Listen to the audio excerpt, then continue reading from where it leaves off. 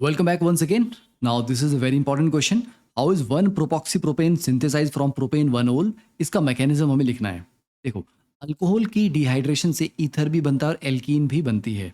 इसका एग्जांपल अगर आप एनसीईआरटी में देखें तो इथेनॉल से, ठीक है, इसको अगर हम 443 केल्विन पे ट्रीट कर रहे हैं H2SO4 के साथ, ठीक है, फर्स्ट, और सेकंड टाइम हम थोड़ा सा हायर लोअर टेम्परेचर ले लेते हैं 413 केल्विन अगेन H2SO4 के साथ. तो सेम H2SO4 के साथ जो कि एक स्ट्रॉन्ग एसिड है हम ट्रीट कर रहे हैं बट दो डिफरेंट टेम्परेचर्स पे, तो product will be different in both cases. कैसे? देखो, जब हम 413 केल्विन जो लोअर टेम्परेचर है उस पर ट्रीट कर रहे हैं तो हमें मिल रहा है ईथर, डाई इथाइल ईथर. ठीक है, तो ये आपका C2H5O आपका यहाँ पे ईथर बनाने में यूज हो गया. और जब आप 443 केल्विन पे यूज कर रहे हो तो हमें मिल रही है एल्कीन. राइट, डिहाइड्रेशन तो दोनों में हुई, ऐसे नहीं कि किसी एक में हुई. तो डिफरेंस क्या रहा?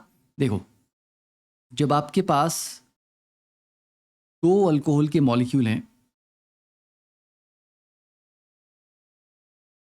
ठीक है, और इसमें से मैं आपको बोलूं कि एक वाटर मॉलिक्यूल निकाल लेते हैं, इसमें से दो अल्कोहल में से एक वाटर मॉलिक्यूल निकाला तो क्या बना बच्चे?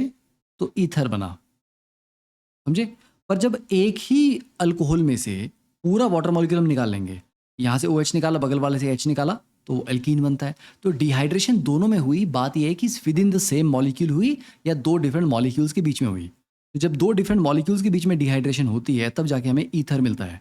अब इसका मैकेनिज्म हम देखते हैं 1-प्रोपॉक्सी-प्रोपेन का. तो देखो, 1-प्रोपॉक्सी-प्रोपेन में ऑक्सीजन के दोनों तरफ 3 कार्बन की चेन है, तो मतलब आपको प्रोपेन 1-ओल यूज करना पड़ेगा यहाँ पे. चलिए, ये आपके पास प्रोपेन 1-ओल आ गया.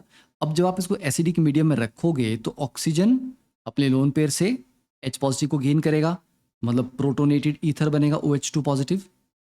ये बन गया. यस.